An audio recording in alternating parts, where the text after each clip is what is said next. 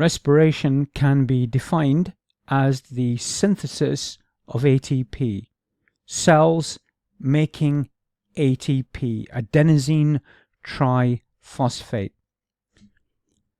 Respiration is a cellular process and should not be confused with the ordinary use of the word respiration relating to ventilation of the lungs.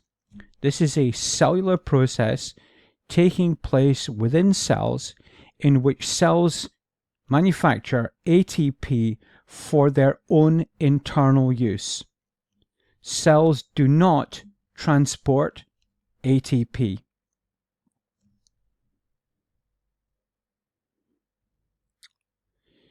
Adenosine triphosphate, the T stands for 3, and the 3 is relating to the phosphate groups here. If we think of adenosine triphosphate as adenosine diphosphate, so that's 2 phosphates, so we have our adenosine here, and we have a phosphate, and we have a phosphate, that's our ADP, and then we have this third phosphate bond, and this is what we call an energy-rich bond. So this does not mean that there's a great deal of energy. It means that this bond can easily be made or easily broken. When ATP molecules are broken down into ADP and the phosphate, there is a release of energy to other biological processes. Those other biological processes can be exemplified by, for instance, the idea that a relaxed muscle will use the energy in ATP so that it can actually go through the contraction. And you can relate this in detail to your course, in which you actually look at the details of how muscles actually contract. ATP would be broken down into ADP again and the phosphate, and the energy transfer is from the ATP third phosphate to the relaxed muscle to support the energy required for muscle contraction.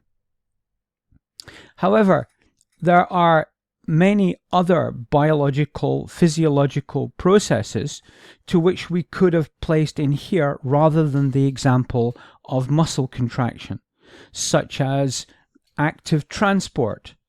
All active transport processes require ATP. Any biological process that requires energy will take that energy from adenosine triphosphate. This is a universal biological phenomena. ATP drives energy demanding processes. One of the forms of respiration is known as aerobic respiration. And aerobic respiration is the generation of ATP which takes place in the presence of oxygen. The energy which is in glucose molecules is transferred, so the energy is here in this glucose molecule, and this energy is transferred to making the bond between the ADP and the phosphate to generate ATP. When oxygen is present, this process is fairly efficient and will result in the generation of large amounts of ATP, but the glucose molecule itself will be broken down into carbon dioxide and water, and of course the carbon dioxide must be excreted by exhaling. Classically, this relationship is set out in this form of equation here.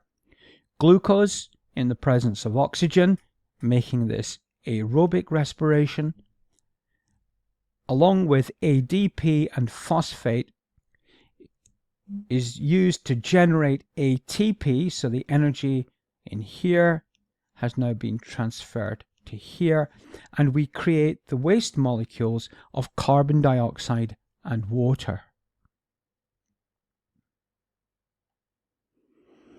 if we look at this process in terms of its location, the process of aerobic respiration is very much based on the organelle within cells called the mitochondria, shown here like so. Oxygen, which we inhale and circulate to our cells, is used within the mitochondria, and it is taken in across the membranes of the mitochondria, where it participates in the breakdown of a molecule called pyruvate. Now, pyruvate is a 3-carbon molecule containing energy, and pyruvate itself is formed from glucose, which the cell takes in from our diets, circulating the glucose to our cells. So the glucose is what the cells are provided with, and in the cytoplasm, glucose molecules are essentially split in half. You can see here it's 6-carbon molecule ends up as a 3-carbon molecule, so of course we can make 2. And this process of splitting sugar is called glycolysis, pronounced glycolysis, and takes place in the cytoplasm and is associated with the generation of a small amount of ATP. So let's just put small in brackets here to remind us of the quantity. The more efficient breakdown continues as the pyruvate is taken into the mitochondria, and along with oxygen, there is an enzyme pathway which breaks down the pyruvate, transferring the energy to form large quantities of ATP. Those ATP molecules are released into the cytoplasm of the cell to be used in all biological processes which require energy. It is important to remember that this only takes place in the cell and that ATP is not transferred between one cell and another. The breakdown of pyruvate results in the formation of carbon dioxide, which of course we transport to our blood and then we exhale from our lungs, and of water. These are the waste molecules from this process. The generation of ATP is limited by the availability of oxygen.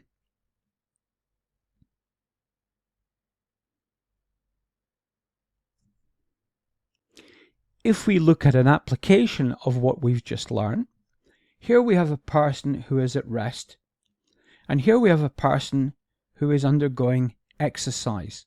But let's limit this to the idea of aerobic, comfortable exercise. The person will move from a state of rest to a state of aerobic exercise. As they do so, they will demand more ATP to provide the energy for the increased levels of muscle contraction which occur as we move from rest into a walk, then into a jog, and then into a steady state run. We will increase our demand for ATP in this way. To meet the demand, more glucose through glycolysis and then pyruvate is transported to the mitochondria, but also we need to supply more oxygen. And of course, to achieve that, we do two things. We increase the frequency and the depth of ventilation, and we increase our heart rate, or more particularly, our stroke volume cardiac output. So our hearts beat faster and our breathing increases to supply oxygen to support the breakdown of pyruvate in the generation of ATP. However, this has a limit. Our lungs have a particular size limit, and our heart has a functional limit in how fast it can beat and the volume of blood that it produces. And so we will reach a limit of this oxygen supply. Just a reminder that the pyruvate will be broken down to carbon dioxide and water. So the question then is, if we achieve our steady state aerobic exercise and we are reaching our limit of ATP production, is it possible to do exercise at a more advanced level? And if so, where would the extra ATP come from? The answer to this is what is called anaerobic respiration. And it's important as we go into anaerobic respiration to appreciate that this is not an alternative to aerobic respiration.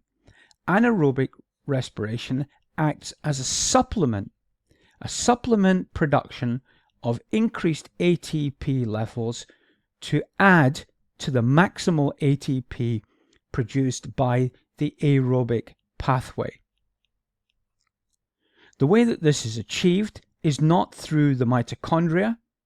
We have reached our oxygen supply consumption limit, and so we have reached our limit of ATP production in the mitochondria, and so the extra ATP that we require if we do sudden intense exercise beyond the steady aerobic comes from the initial stage in the cytoplasm, glycolysis. And what we do is we send increased quantities of glucose all the way through to pyruvate, and we generate these small amounts of extra ATP to support these intense extra levels of respiration. So the extra ATP comes from glycolysis, and this is added to the ATP of the mitochondria functioning at its maximal level. However, if we send more glucose to pyruvate, the levels of pyruvate will build up, and this can actually end up stopping this process. The cell has a solution to this, and that is to convert any extra pyruvate not going into the mitochondria. So extra pyruvate is turned into lactic acid. The lactic acid will actually dissociate into what is called lactate, and this is transported into the blood. Now, blood lactate allows, and this pathway here, which is the anaerobic lactic pathway, this allows us to generate more ATP and should be seen as a positive step to support intense levels of ATP demand when oxygen can no longer be consumed at any higher level.